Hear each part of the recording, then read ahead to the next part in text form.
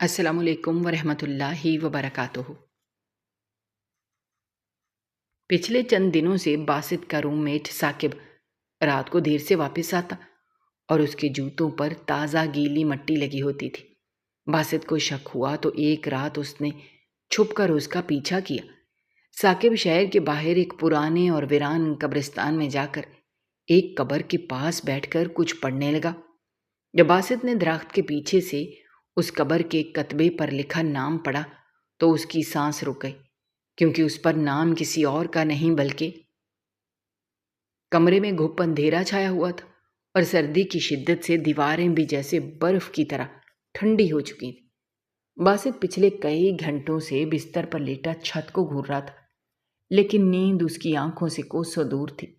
رات کے 2:30 بج چکے تھے اور باہر سڑکوں پر ایک گہرا پرسرار سناٹا طاری تھا۔ یہ مسلسل چوتھی رات تھی جب باسط جاگ کر اپنے کمرے کے ساتھی ثاقب کا انتظار کر رہا تھا۔ ثاقب جو کبھی شام ڈھلتے ہی کام سے واپس آ جاتا تھا، رات کا کھانا کھا کر جلدی سو جانے کا عادی تھا، اب پچھلے کچھ دنوں سے ایک عجیب سی پرسراریت کا شکار ہو چکا تھا۔ باسط کے ذہن میں مسلسل سوالات اٹھ رہے تھے کہ آخر ایسا کیا بدل گیا ہے جو ثاقب کو رات کے اس پہر گھر سے باہر رہنے پر مجبور کر رہا ہے۔ وہ سارا دن تھکا ہارا اور گمسم رہتا، جیسے ہی رات گہری ہونے لگتی وہ کسی بہانے سے کمرے سے نکل جاتا۔ باسط نے کئی بار اس سے پوچھنے کی کوشش کی، لیکن ثاقب ہمیشہ بات کو ٹال دیتا یا کوئی غیر تسلی بخش جواب دے کر خاموشی اختیار کر لیتا۔ باسط کے اندر کا شک ہر گزرتے دن کے ساتھ گہرا ہوتا جا رہا تھا، کیونکہ ثاقب کی آنکھوں میں ایک ایسا خوف اور دکھ تھا جسے وہ چھپانے کی ناکام کوشش کر رہا تھا۔ آج باسط نے طے کر لیا تھا کہ وہ سوئے گا نہیں بلکہ جاگ کر دیکھے گا کہ ثاقب کب اور کس حالت میں واپس آتا ہے۔ کمرے کی خاموشی میں صرف دیوار پر لگی گھڑی کی ٹک ٹک سنائی دے رہی تھی، جو باسط کے دل کی دھڑکن کے ساتھ مل کر ایک عجیب سا خوف پیدا کر رہی تھی۔ اسے لگ رہا تھا کہ جیسے وقت رک سا گیا ہے۔ وہ کروٹیں بدل بدل کر تھک چکا تھا اور اس نے خود کو کمبل میں پوری طرح لپیٹ لیا تھا، تاکہ اگر ثاقب اچانک اندر آئے تو اسے یہی لگے کہ باسط گہری نیند سو رہا ہے۔ اچانک باہر کی سیڑھیوں پر کسی کے قدموں کی ہلکی سی آہٹ ابھری۔ باسط کے کان کھڑے ہو گئے اور اس نے اپنی سانسیں روک لی۔ قدموں کی آواز آہستہ آہستہ ان کے کمرے کے دروازے کے قریب آ کر رک گئی۔ باسط نے اپنی آنکھیں سختی سے بند کر لیں اور سونے کا ڈرامہ شروع کر دیا۔ دروازے کی چٹخنی انتہائی آہستگی سے کھلی اور سرد ہوا کا ایک تیز جھونکا کمرے میں داخل ہوا۔ باسط بند آنکھوں سے بھی محسوس کر سکتا تھا کہ کوئی دبے قدموں اندر آ رہا ہے۔ کمرے کی تاریکی میں ثاقب کی بھاری اور اکھڑے ہوئے سانسوں کی آواز صاف سنائی دے رہی تھی، جیسے وہ میلوں کا سفر پیدل طے کر کے آیا ہو یا کسی بھاری بوجھ تلے دبا ہوا ہو۔ ثاقب نے دروازہ اتنی ہی خاموشی سے بند کیا جتنی خاموشی سے کھولا تھا، پھر وہ اپنے بستر کی طرف بڑھنے لگا۔ فرش پر اس کے جوتوں کے رگڑنے کی آوازیں عام دنوں سے بالکل مختلف تھیں۔ اسے ایسا لگ رہا تھا جیسے جوتوں کے ساتھ کوئی بہت بھاری اور گیلی چیز چپکی ہوئی ہے، ہر قدم کے ساتھ فرش پر ایک نشان چھوڑ رہی ہے۔ باسط کے دل میں تجسس کا طوفان برپا تھا، لیکن اس نے خود پر قابو رکھا اور بالکل بے حس و حرکت پڑا رہا۔ ثاقب کچھ دیر اپنے بستر کے پاس کھڑا رہا، جیسے وہ اپنی سانسوں کو ہموار کرنے کی کوشش کر رہا ہو، اور پھر وہ جوتے وہیں اتار کر غسل خانے کی طرف چلا گیا۔ جیسے ہی غسل خانے کا دروازہ بند ہوا اور پانی گرنے کی آواز آئی، باسط فوراً بستر سے اٹھا۔ اس کا دل تیزی سے دھڑک رہا تھا، ہاتھ ہلکے ہلکے کانپ رہے تھے۔ اس نے جلدی سے اپنے فون کی مدھم سی روشنی جلائی اور سیدھا ثاقب کے بستر کے پاس گیا، جہاں اس نے ابھی اپنے جوتے اتارے تھے۔ روشنی پڑتے ہی جو منظر باسط کی آنکھوں کے سامنے آیا، اس نے اس کے شک کو یقین میں بدل دیا اور اس کے ذہن میں خطرے کی گھنٹیاں بجنے لگیں۔ ثاقب کے جوتے عام مٹی یا سڑک کی دھول سے گندے نہیں تھے، بلکہ ان پر تازہ گیلی اور کالی مٹی کی موٹی تہیں جمی ہوئی تھی۔ یہ مٹی عام راستوں پر نہیں ملتی تھی، بلکہ یہ ویسی مٹی تھی جیسے کسی کھیت یا کسی ایسی جگہ ہوتی ہے جہاں زمین کو حال ہی میں کھودا گیا ہو۔ مٹی میں کچھ سوکھے پتے اور گھاس کے تنکے بھی الجھے ہوئے تھے۔ اس میں ایک عجیب سی نم اور حبس زدہ بو آ رہی تھی، جو پرانی زمین اور گلے سڑے پتوں کی ہوتی ہے۔ باسط نے غور سے دیکھا تو فرش پر بھی دروازے سے لے کر بستر تک اس گیلی مٹی کے نشانات بنے ہوئے تھے، جو اس بات کا ثبوت تھے کہ ثاقب سیدھا کسی کچی اور دلدلی جگہ سے چل کر آ رہا ہے۔ باسط کا دماغ تیزی سے کام کرنے لگا۔ وہ سوچنے لگا کہ اس بڑے شہر میں جہاں ہر طرف پختہ سڑکیں اور عمارتیں ہیں، ثاقب رات کے اس پہر ایسی کون سی جگہ جاتا ہے جہاں اتنی کچی اور گیلی مٹی ہوتی ہے؟ کیا وہ کسی غیر قانونی کام میں پھنس گیا ہے یا کسی خطرناک گروہ کے ساتھ مل گیا ہے جو اسے رات کے اندھیرے میں شہر سے دور کسی سنسان علاقے میں بلاتے ہیں؟ ثاقب کا چہرہ باسط کی آنکھوں کے سامنے گھومنے لگا۔ وہ شریف اور خاموش طبع انسان جو کبھی کسی سے اونچی آواز میں بات نہیں کرتا تھا، اب راتوں کے اندھیرے میں ایسے پرسرار کاموں میں الجھا ہوا تھا۔ باسط نے جوتوں کے قریب جھک کر اس مٹی کو مزید غور سے دیکھا۔ وہ ابھی تک گیلی تھی اور اس سے صاف ظاہر ہو رہا تھا کہ ثاقب ابھی کچھ دیر پہلے تک کسی ایسی جگہ موجود تھا جہاں زمین نم تھی اور وہاں چلنے سے یہ مٹی اس کے جوتوں کے ساتھ چپک گئی تھی۔ باسط کو سمجھ نہیں آ رہا تھا کہ وہ کیا کرے۔ ایک طرف اس کا دل کہہ رہا تھا کہ وہ ابھی جا کر ثاقب سے سیدھا سوال کرے اور اسے ساری حقیقت اگلوا لے، لیکن دوسری طرف اسے یہ خوف بھی تھا کہ اگر ثاقب واقعی کسی بڑی مصیبت میں ہے تو اس طرح اچانک پوچھنے سے وہ شاید کچھ نہ بتائے اور مزید محتاط ہو جائے۔ باسط نے محسوس کیا کہ یہ معاملہ اتنا سیدھا نہیں ہے جتنا وہ سمجھ رہا ہے۔ ثاقب کا رویہ، اس کی خاموشی، اس کا راتوں کو غائب ہونا اور اب یہ گیلے مٹی سے بھرے جوتے، یہ سب مل کر ایک ایسے بھیانک راز کی طرف اشارہ کر رہے تھے جس سے پردہ اٹھانا اب باسط کے لیے زندگی اور موت کا مسئلہ بن چکا تھا۔ اس نے فیصلہ کیا کہ وہ کل رات خود اس کا پیچھا کرے گا اور اپنی آنکھوں سے دیکھے گا کہ آخر یہ شخص رات کے اس پہر کس دلدل میں اتر کر آتا ہے۔ اگلا دن باسط کے لیے کسی طویل اور اذیت ناک صدی کی طرح گزرا۔ سورج کے غروب ہوتے ہی اس کے دل کی بے چینی میں اضافہ ہونے لگا۔ اس نے فیصلہ کر لیا کہ آج کی رات وہ ہر صورت اس پرسرار راز سے پردہ اٹھا کر رہے گا جس نے اس کا سکون تباہ کر دیا تھا۔ وہ دن بھر ثاقب کی حرکات کا بغور جائزہ لیتا رہا۔ ثاقب کا رویہ آج بھی ویسا ہی تھا، الجھا ہوا، کھویا ہوا اور دنیا سے کٹا ہوا۔ وہ کسی گہری سوچ میں غرق تھا اور اس کے ماتھے پر پریشانی کی لکیریں صاف دیکھی جا سکتی تھیں۔ شام کا کھانا کھاتے وقت بھی دونوں کے درمیان کوئی خاص بات چیت نہیں ہوئی۔ باسط نے جان بوجھ کر خاموشی اختیار کی تاکہ ثاقب کو اس کے ارادوں کی بھنک بھی نہ پڑ سکے۔ جیسے جیسے رات گہری ہوتی گئی، کمرے کے اندر اور باہر سردی کی شدت میں اضافہ ہوتا گیا۔ باسط نے معمول کے مطابق بستر پر لیٹ کر کمبل اوڑھ لیا اور اپنی آنکھیں بند کر لیں، لیکن اس کے تمام تر حواس جاگ رہے تھے۔ وہ جانتا تھا کہ رات کے پچھلے پہر ثاقب ضرور اٹھے گا اور پھر سے اسی نامعلوم منزل کی طرف روانہ ہوگا۔ گھڑی کی سوئیاں آگے بڑھ رہی تھیں اور ہر گزرتا لمحہ باسط کے دل کی دھڑکن کو تیز کر رہا تھا۔ رات کے ٹھیک 2:30 بجے کے قریب ثاقب کے بستر سے ہلکی سی سرسراہٹ پیدا ہوئی۔ باسط نے اپنی سانسوں کو دھیما کر لیا، بالکل بے حس و حرکت ہو گیا۔ ثاقب نے بستر سے اٹھ کر کچھ دیر کمرے میں کھڑے ہو کر باسط کو دیکھا۔ باسط بند آنکھوں کے پردوں کے پیچھے سے اس کی اس تفتیشی نظر کو محسوس کر سکتا تھا۔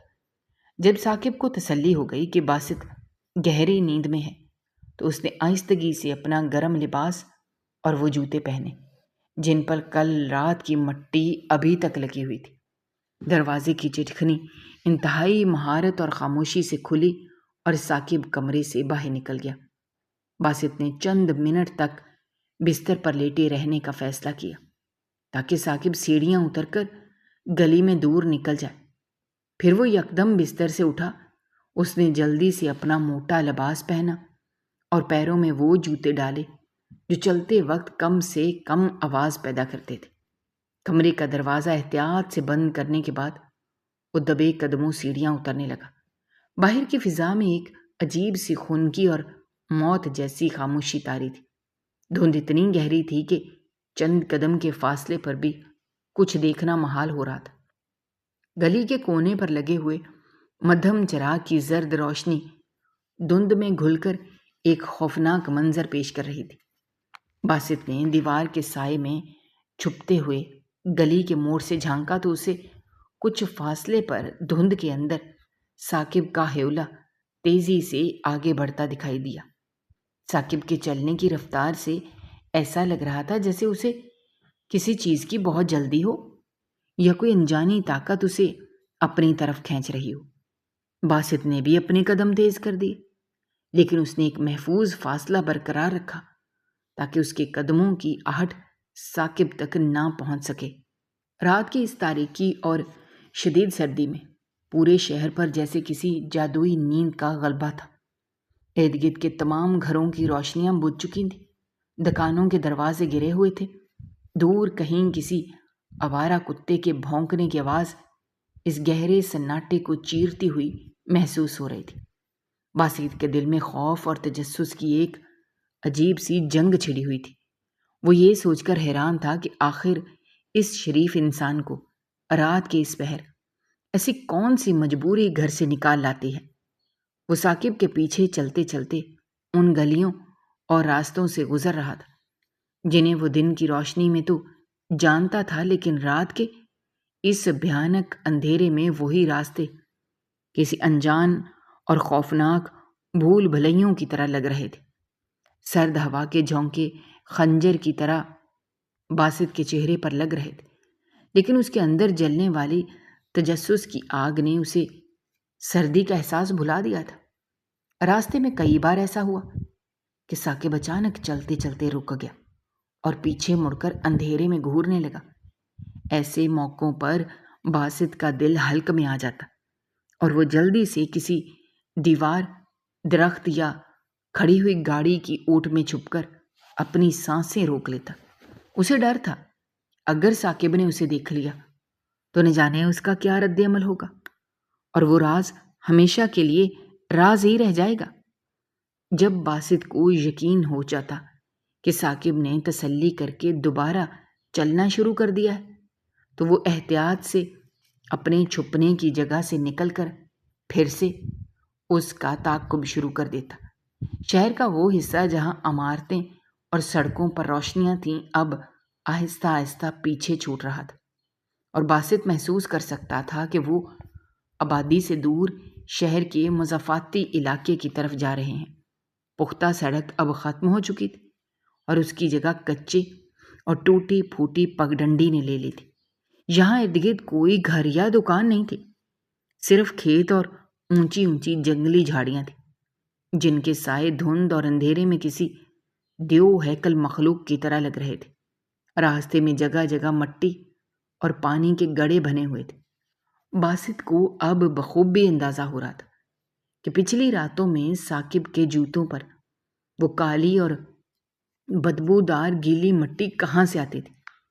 ہر قدم اٹھانے پر باسط کے جوتے بھی اس چپچپی مٹی میں دھنس رہے تھے، اور کیچڑ کی وجہ سے اس کا توازن برقرار رکھنا مشکل ہوتا جا رہا تھا۔ ثاقب کی رفتار اب کچھ دھیمی ہو گئی تھی اور وہ انتہائی احتیاط سے کیچڑ اور پانی کے گھڑوں سے بچتے ہوئے آگے بڑھ رہا تھا۔ باسط کو اس بات پر سخت حیرت ہو رہی تھی کہ کوئی انسان اتنی مشقت اور سردی برداشت کر کے روزانہ اس خوفناک اور سنسان راستے پر کیوں سفر کرتا ہے۔ باسط سوچنے لگا کہ ثاقب تو وہ انسان تھا جس نے اس کے بخار کے دنوں میں راتوں کو جاگ کر اس کی پٹیاں کی تھی اور اسے بڑے بھائیوں کی طرح سنبھالا تھا۔ پھر ایسا کیا ہو گیا کہ وہ اتنی بڑی بات چھپا رہا ہے؟ کیا اسے کوئی بلیک میل کر رہا ہے یا وہ کسی ذہنی دباؤ کا شکار ہو کر اپنا توازن کھو بیٹھا ہے۔ باسط کے قدموں کے نیچے کیچڑ کی دلدل مزید گہری ہوتی جا رہی تھی اور اس کے جوتوں کا وزن بڑھتا جا رہا تھا۔ اس نے محسوس کیا کہ اس کے پاؤں سردی اور گیلے پن کی وجہ سے سن ہو رہے ہیں، لیکن اس نے اپنے دانتوں کو سختی سے بھینچ لیا اور خود کو آگے بڑھنے پر مجبور کیا۔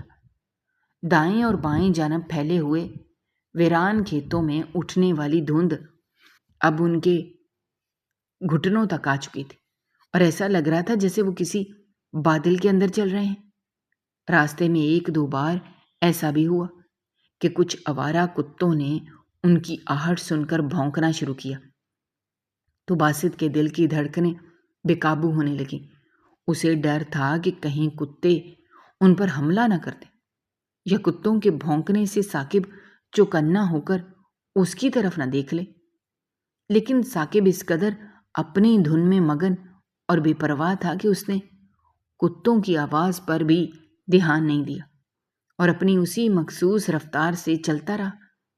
باسط کو اب اس راستے کی پرسرارت سے خوف آنے لگا تھا، کیونکہ یہ وہ راستہ تھا جس کے بارے میں شہر کے لوگ طرح طرح کی باتیں کرتے تھے اور سر شام ہی ادھر کا رخ کرنے سے گریز کرتے تھے۔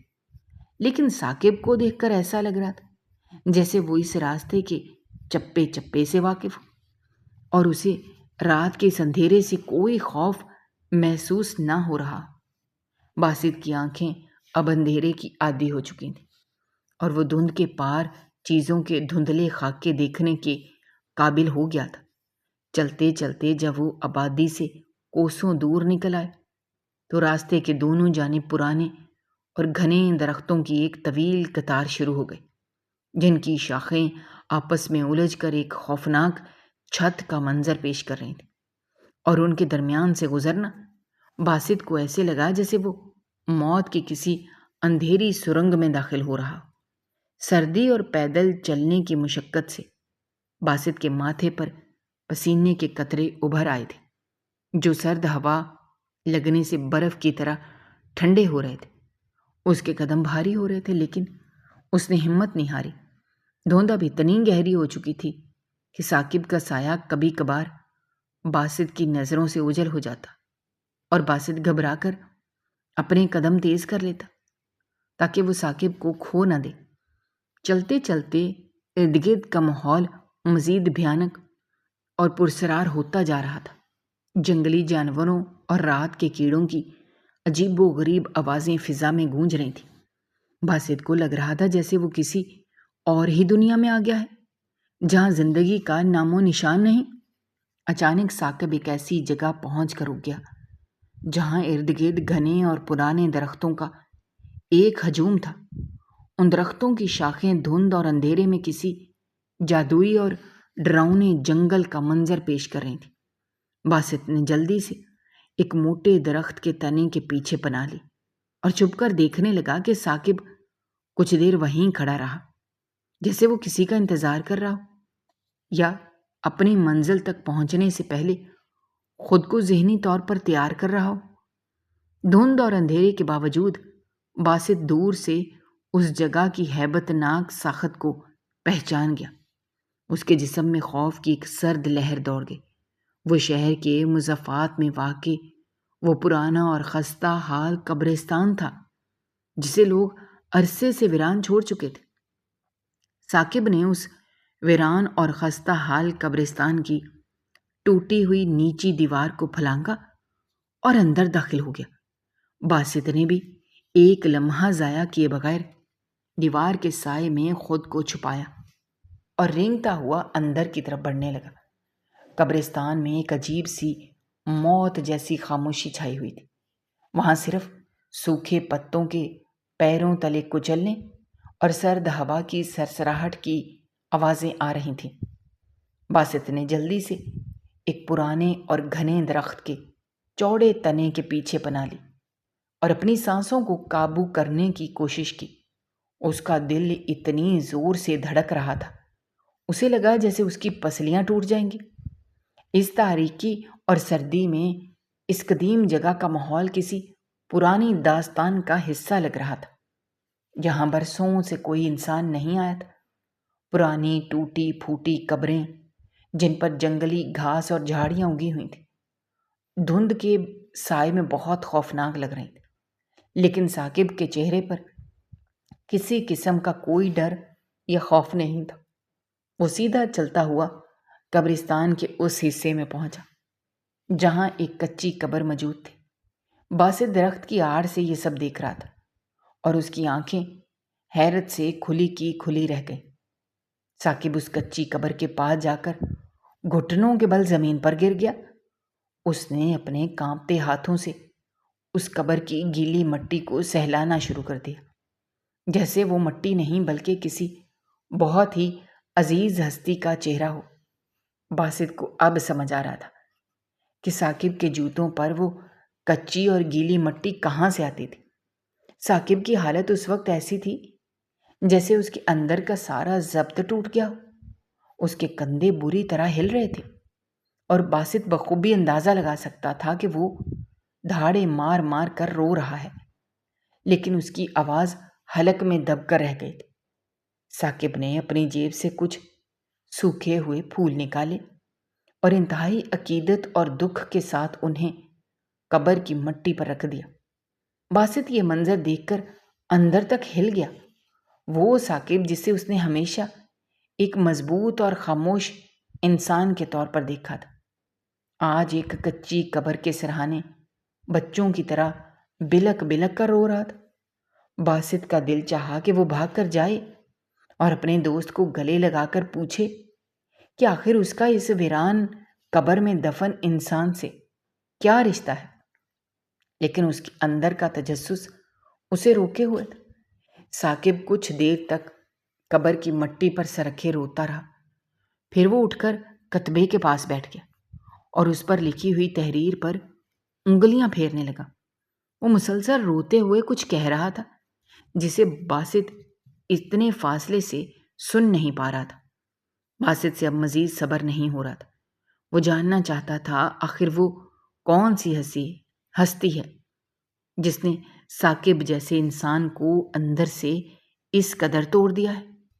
बासित ने दरख्त की ओट से थोड़ा सा बाहर निकलकर गर्दन को लंबा किया ताकि वो चांद की इस मध्यम सी रोशनी में कब्र पर लगे हुए उस छोटे से पत्थर को देख सके जो किसी कतबे का काम दे रहा था। धुंध की वजह से कुछ भी साफ दिखाई नहीं दे रहा था, लेकिन बासित ने अपनी आंखों को सुकेड़कर पूरी तवज्जो उस कतबे की तरफ मरकूज कर दी। वो अंधेरे में उन हरूफ को जोड़ने की कोशिश कर रहा था जो उस पत्थर पर कंधा थे। जैसे ही चांद बादलों की ओट से थोड़ा बाहर आया और उसकी पीली और मध्यम रोशनी सीधी उस कतबे पर पड़ी तो हरूफ बासित की आंखों के सामने उभरने लगे। बासित ने दिल ही दिल में उन हरूफ को पढ़ना शुरू किया, लेकिन जैसे ही उसकी नजरें उस नाम पर मुकम्मल तौर पर मरकूज हुईं और उसने वो नाम पहचाना, उसके पैरों तले से जैसे जमीन निकल गई। उसका जिस्म का सारा खून जैसे एकदम बर्फ बन गया हो। उसकी आंखें फटी रह गई। उसे लगा जैसे किसी ने उसका गला जोर से दबा दिया हो। वो नाम पढ़ने के बाद बासित का सांस उसके गले में अटक कर रह गया। वो पत्थर पर कंधा नाम किसी और का नहीं बल्कि उसकी अपनी सगी और इकलौती छोटी बहन फातिमा का था। वही फातिमा जिसने आज से ठीक 2 साल कबल घरेलू पाबंदियों और बेजा सख्तियों और रिश्तों की शदीद जहनी दबाव से तंग आकर जहर खाकर अपनी जिंदगी का इंतहाई दर्दनाक खात्मा कर लिया था। बासित के पैरों तले से वो गीली और सर्द जमीन यकदम खिसकती हुई महसूस हुई। जिस पर वो खड़ा था उसके कानों में साईं साईं की अजीबो गरीब आवाजें गूंजने लगी। उसे लगा जैसे किसी ने उसके सीने पर एक भारी और आहनी हथौड़ा पूरी ताकत से मार दिया। उसका सांस उसके हलक में एक तेज धार कांटे की तरह चुभने लगा और उसकी आंखें हैरत, शदीद सदमे और इस नाकाबिले यकीन हकीकत के बोझ से फटने के करीब पहुंच गई। وہ ثاقب جسے وہ اپنا ایک معمولی اور سیدھا سادہ کمرے کا ساتھی سمجھتا تھا، جس کا اس کے خاندان سے دور دور تک کوئی بظاہر تعلق اور واسطہ نہیں تھا، وہ رات کے اس بھیانک اندھیرے میں اس کی بہن کی قبر پر بچوں کی طرح بلک بلک کر رو رہا تھا۔ باسط کا دماغ اس خوفناک حقیقت کو تسلیم کرنے سے پوری طرح انکاری تھا۔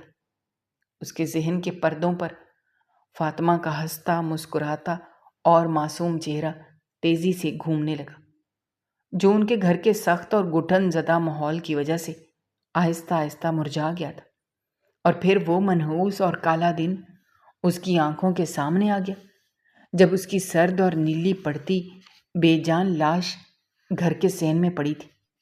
باسط کو شدت سے یاد آنے لگا کہ کس طرح اس کے اپنے گھر والوں نے سماج کی بدنامی اور محلے داروں کے تانوں سے بچنے کے لیے فاطمہ کی میت کو اس انتہائی ویران اور خستہ حال قبرستان میں لا کر انتہائی جلد بازی اور بے حسی کے ساتھ دفنا دیا تھا۔ اسے وہ سرد اور تاریک شام یاد آ گئی جب وہ گنتی کے چند لوگ اس سنسان جگہ پر آئے تھے اور انہوں نے خوف اور شرمندگی کے ملے جلے جذبات کے ساتھ فاطمہ کو اس کچی مٹی کے حوالے کر دیا تھا، اور اس پر مٹی ڈال کر ایسے واپس مڑ گئے تھے جیسے انہوں نے کوئی بہت بھاری بوجھ اپنے کندھوں سے اتار کر زمین میں دبا دیا ہو۔ اس منحوس دن کے بعد سے آج تک ان 2 سالوں میں خاندان کا کوئی ایک فرد بھی غلطی سے اس طرف نہیں آیا تھا۔ کسی نے ایک بار بھی اس ویران قبرستان کا رخ نہیں کیا تھا تاکہ وہ اپنی اکلوتی بیٹی اور بہن کی قبر پر کھڑے ہو کر اس کے لیے بخشش کی دعا ہی مانگ سکے۔ آج باسط کو وہ سارا منظر اور اپنی وہ بے حسی شدت سے یاد آ رہی تھی کہ وہ خود بھی کبھی اس راستے پر نہیں آیا تھا۔ اس نے کبھی مڑ کر یہ دیکھنے کی زحمت ہی نہیں کی تھی کہ اس کی بہن کس حال میں اس ویرانے میں اکیلی پڑی ہے، اور آج ایک غیر متعلقہ اور بظاہر اجنبی شخص اس کی بہن کی اس لاوارث قبر پر آنسو بہا رہا تھا۔ باسط کے اندر بیک وقت غصے، بے پناہ دکھ، شرمندگی اور شدید الجھن کا ایک ایسا ہولناک طوفان اٹھا جس نے اس کے تمام حواس پر مکمل طور پر قابو پا لیا۔ اس سے مزید ایک لمحہ بھی اس درخت کے پیچھے چھپ کر کھڑا رہنا برداشت نہ ہو سکا، اور وہ اندھیرے کی اوٹ سے باہر نکل آیا۔ اس کے قدم انتہائی تیزی اور غیظ و غضب کے ساتھ اس کچی قبر کی طرح بڑھنے لگے جہاں ثاقب ابھی تک مٹی پر اپنا ماتھا رکھے زار و قطار رو رہا تھا۔ باسط کے بھاری جوتوں کی دھمک اور اس کے غصے سے اکھڑے ہوئے تیز سانسوں کی آواز سن کر ثاقب نے انتہائی گھبراہٹ کے عالم میں پیچھے مڑ کر دیکھا۔ باسط کو اس ویرانے میں رات کی اس پہر اپنے سر پر موت کی طرح ایک ظالم فرشتے کی طرح کھڑا دیکھ کر ثاقب کے چہرے کا رنگ بالکل سفید پڑ گیا اور اس کے جسم کا سارا خون جیسے خشک ہو گیا۔ اس کی آنکھوں میں شدید خوف اور حیرانی امڑ آئی، لیکن اس سے پہلے کہ ثاقب کوئی حرکت کرتا یا وہاں سے اٹھ کر بھاگنے کی ذرا سی بھی کوشش کرتا، باسط نے ایک بھوکے اور زخمی شیر کی طرح اس پر چھلانگ لگا دی۔ اس نے اپنے دونوں ہاتھوں سے ثاقب کے گریبان کو اتنی سختی اور طاقت سے پکڑا کہ کپڑے کے بری طرح پھٹنے کی آواز اس خاموش اور موت زدہ قبرستان میں گونج اٹھی۔ باسط نے اپنی پوری جسمانی طاقت کو جمع کرتے ہوئے ثاقب کو زمین سے اوپر کی طرف اٹھایا اور اسے قبر کی مٹی سے دور دھکیلتے ہوئے ایک پرانے اور دیو ہیکل درخت کے موٹے تنے کے ساتھ دے مارا۔ ثاقب کی پیٹھ جب اس کھردرے درخت سے ٹکرائی تو اس کے منہ سے درد کی ایک دبی ہوئی آواز نکلی۔ اس کا جسم درد سے دوہرا ہو گیا، لیکن باسط کے اندر انتقام اور غصے کی آگ اس قدر شدید بھڑک چکی تھی کہ اسے ثاقب کی کسی بھی تکلیف یا درد کا کوئی احساس نہیں ہو رہا تھا۔ وہ پاگلوں کی طرح دھاڑنے لگا اور اس نے ثاقب کو بری طرح جھنجھوڑتے ہوئے اس سے پوچھنا شروع کیا کہ وہ اس کی بہن کی قبر پر اس وقت کیا کر رہا ہے اور اس کا فاطمہ سے کیا رشتہ اور واسطہ ہے۔ باسط کی آواز میں اتنا درد اور غصہ بھرا ہوا تھا کہ وہ قبرستان کے اس گہرے سناٹے کو چیرتی ہوئی دور دور تک جا رہی تھی۔ ثاقب نے اپنے دفاع میں ایک ہاتھ بھی اٹھانے کی کوشش نہیں کی، وہ بس روئے جا رہا تھا اور اس کے آنسو اس گندے اور مٹی سے لتھڑے ہوئے چہرے پر راستے بناتے ہوئے مسلسل نیچے گر رہے تھے۔ اس نے اپنے کانپتے ہوئے ہاتھوں سے باسط کے مضبوط ہاتھوں کو پکڑنے کی ناکام کوشش کی، لیکن اس کے جسم میں اس وقت اتنی طاقت نہیں تھی کہ وہ کمزوری اور صدمے کے باعث باسط کے قدموں میں گرنے لگا۔ لیکن باسط نے اسے دوبارہ اس کے پھٹے ہوئے گریبان سے کھینچ کر اپنے سامنے کھڑا کیا اور اس کے چہرے پر ایک زوردار اور گونجتا ہوا تھپڑ رسید کیا، جس کی شدت سے ثاقب کا منہ دوسری طرف مڑ گیا اور اس کے ہونٹ کے کنارے سے سرخ خون رسنے لگا۔ باسط مسلسل چیخ رہا تھا اور اس پر سوالوں کی بوچھاڑ کر رہا تھا کہ اسے فوراً سچ بتایا جائے، ورنہ وہ آج اسے اپنے ہاتھوں سے اسی ویران قبرستان میں جان سے مار کر ہمیشہ کے لیے اس زمین میں گاڑ دے گا اور کسی کو اس کی خبر تک نہیں ہوگی۔ ثاقب کی حالت اس وقت ایک کٹے ہوئے پرانے درخت جیسی تھی جو بس آندھی کے ایک جھونکے سے گرنے ہی والا ہو۔ اس نے اپنے خون اور مٹی سے بھرے ہوئے کانپتے ہاتھوں کو باسط کے سامنے جوڑا اور گڑ گڑاتے ہوئے بولنا شروع کیا۔ اس کی آواز دکھ اور مسلسل رونے کی وجہ سے اس قدر بھاری اور روندھی ہوئی ہو چکی تھی کہ اس کے منہ سے نکلنے والے الفاظ بمشکل باسط کی سمجھ میں آ رہے تھے۔ ثاقب نے ہچکیاں لیتے ہوئے اور روتے ہوئے تسلیم کیا کہ اس کا اور فاطمہ کا رشتہ صرف عام جان پہچان یا محلے داری تک محدود نہیں تھا، بلکہ وہ دونوں ایک دوسرے کو بے حد اور دیوانہ وار چاہتے تھے۔ انہوں نے گھر والوں کی مرضی کے خلاف جا کر چھپ کر ایک دوسرے سے نکاح کر لیا تھا۔ یہ سنتے ہی باسط کے دماغ کی تمام رگیں تن گئیں۔ اسے لگا جیسے اس کے سر پر کسی نے ابلتا ہوا گرم پانی انڈیل دیا ہو۔ وہ اس بات پر کسی صورت یقین کرنے کو تیار ہی نہیں تھا کہ اس کی سیدھی سادی فرما بردار اور معصوم بہن ایسا کوئی بڑا قدم اٹھا سکتی ہے۔ لیکن ثاقب کی آنکھوں میں نظر آنے والی سچائی اور اس کے چہرے پر بکھرا ہوا دکھ جھوٹا نہیں ہو سکتا۔ ثاقب نے اپنی سسکیوں کے درمیان باسط کو تفصیل سے بتانا شروع کیا کہ وہ فاطمہ کو اس گھٹن زدہ ماحول اور گھر والوں کے روز روز کے تانوں اور سختیوں سے ہمیشہ کے لیے نکالنا چاہتا تھا۔ وہ اچھی طرح جانتا تھا کہ باسط کا خاندان ایک غریب اور معمولی سی نوکری کرنے والے لڑکے کو کبھی بھی اپنی بیٹی کے لیے اپنا داماد تسلیم نہیں کرے گا، اور اگر اس نے رشتہ بھیجا تو اسے دھکے مار کر نکال دیا جائے گا۔ اس لیے انہوں نے خاموشی سے نکاح کرنے کا یہ مشکل فیصلہ کیا تاکہ وہ کم از کم خدا کی نظر میں ایک ہو سکے اور کوئی انہیں جدا نہ کر سکے۔ ثاقب نے روتے ہوئے کہا کہ وہ بس کچھ پیسوں کا جلد از جلد بندوبست کر رہا تھا تاکہ وہ شہر کے کسی دوسرے کونے میں کرائے کا ایک چھوٹا سا مکان لے کر فاطمہ کو باعزت طریقے سے اپنے ساتھ لے جا سکے اور اسے وہ تمام خوشیاں دے سکے جس کی وہ حقدار تھی۔ وہ دن رات پاگلوں کی طرح محنت کر رہا تھا، زائد وقت تک مشقت کر رہا تھا اور اپنا پیٹ کاٹ کر پیسے جمع کر رہا تھا تاکہ اپنی محبت کو ایک پرسکون اور باعزت زندگی دے سکے۔ لیکن قسمت اور حالات کو کچھ اور ہی منظور تھا۔ گھر والوں کا دباؤ اور زیادتیاں فاطمہ پر ہر گزرتے دن کے ساتھ بڑھتی جا رہی تھیں۔ اسے زبردستی کسی اور رشتے کے لیے مجبور کیا جا رہا تھا جو اسے کسی صورت قبول نہیں تھا، اور اس کی کوئی بھی بات سننے یہ سمجھنے کو تیار نہیں تھا۔ ثاقب نے باسط کو روتے ہوئے بتایا کہ وہ فاطمہ کی بے بسی اور اس کے درد کو محسوس کر سکتا تھا، جب بھی وہ اسے چھپ کر بات کرتی تو وہ مسلسل روتی تھی، لیکن وہ پیسوں کی شدید کمی کی وجہ سے مجبور تھا۔ اس نے فاطمہ سے بس کچھ دن اور مانگے تھے اور اسے دلاسا دیا تھا کہ وہ جلد ہی اسے اس جہنم سے نکال لے گا، لیکن فاطمہ کی برداشت مکمل طور پر جواب دے گئی۔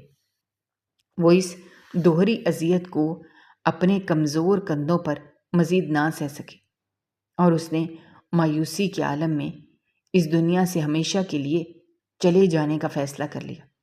ثاقب یہ دردناک داستان بیان کرتے ہوئے بچوں کی طرح زمین پر بیٹھ کر بلک بلک کر رونے لگا۔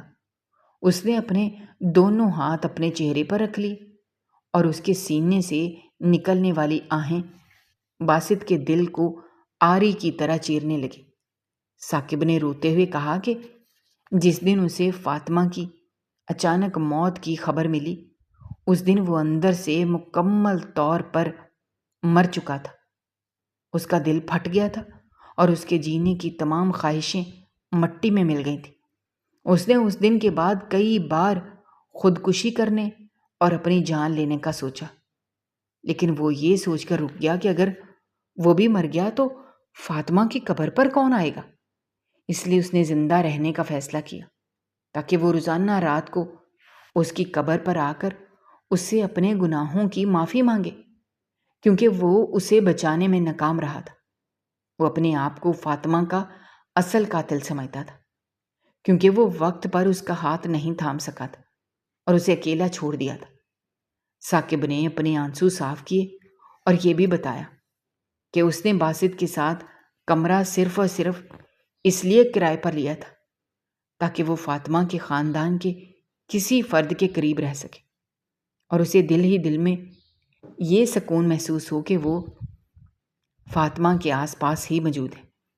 وہ روزانہ رات کو جب سب سو جاتے تو اس ویران اور خوفناک قبرستان میں پیدل چل کر آتا اور اپنی بیوی کی کچی قبر کے پاس بیٹھ کر اس سے گھنٹوں باتیں کرتا اور اپنے دن بھر کے دکھ درد اس سے بانٹتا اور اسے اپنے کمزور ہونے اور وعدہ پورا نہ کرنے کی معافی مانگتا۔ ثاقب کی یہ تمام درد بھری باتیں سن کر باسط کی گرفت اس کے پھٹے ہوئے گریبان پر بالکل ڈھیلی پڑ گئی۔ اس کا ہاتھ سردی اور صدمے سے سن ہو چکے تھے اور اس کے جسم کی ساری طاقت جیسے کسی نے نچوڑ لی ہو۔ وہ پیچھے ہٹ کر ایک پرانی اور ٹوٹی ہوئی قبر کے کتبے کے ساتھ پیٹھ لگا کر زمین پر بے بسی سے بیٹھ گیا۔ اس کا دماغ سائیں سائیں کر رہا تھا اور اس کی آنکھوں کے سامنے اندھیرا چھا رہا تھا۔ اس کے سامنے اب دو بڑے مجرم کھڑے تھے، ایک وہ ثاقب جو فاطمہ کو بر وقت اپنے ساتھ لے جانے میں ناکام رہا، اور دوسرا وہ خود باسط، اس کا اپنا خاندان، جس نے فاطمہ کو اس قدر مجبور، تنہا اور لاچار کر دیا تھا کہ اسے اپنے گھر سے زیادہ موت کی آغوش پرسکون لگنے لگی تھی۔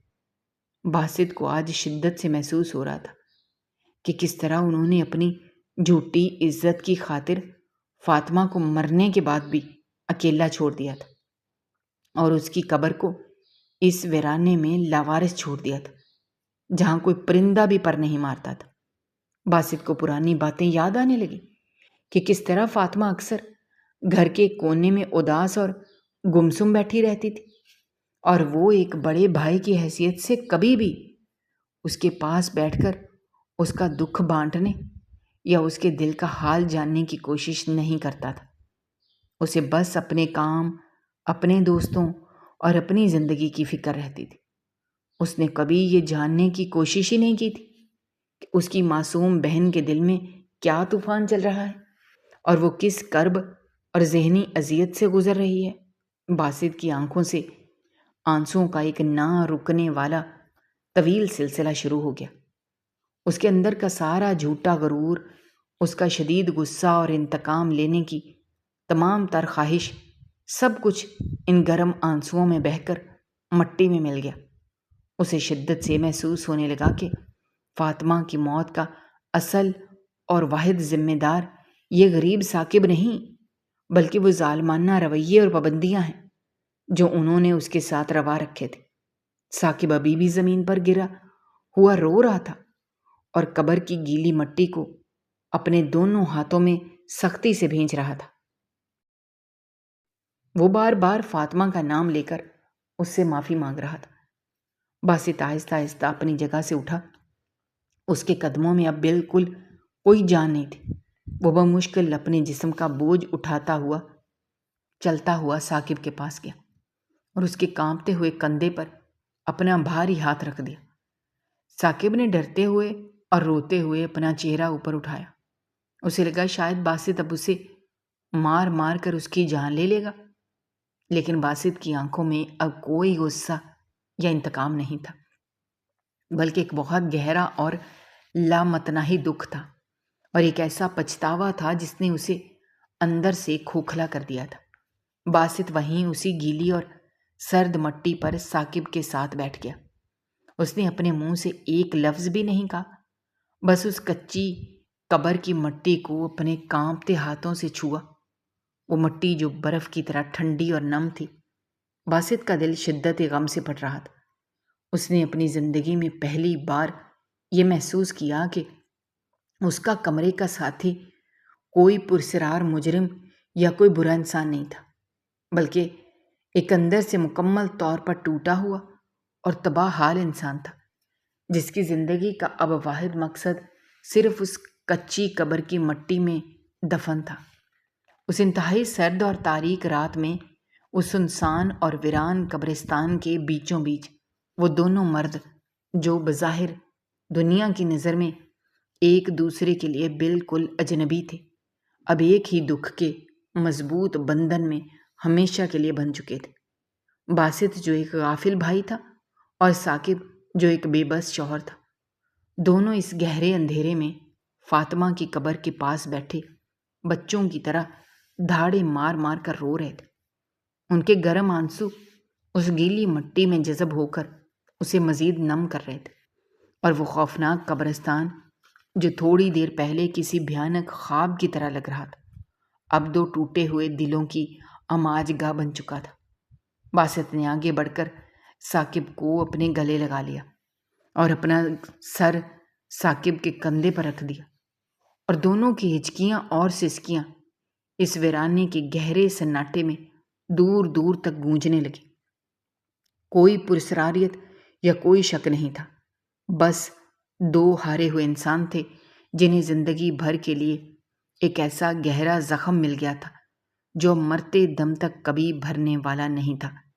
سرد ہوا کے تیز اور چبھتے ہوئے جھونکے ان کے آنسوؤں کو ان کے چہروں پر جما رہے تھے، لیکن ان کے اندر کا دکھ ایک بھڑکتی ہوئی آگ بن کر ان کی روحوں کو جلا رہا تھا۔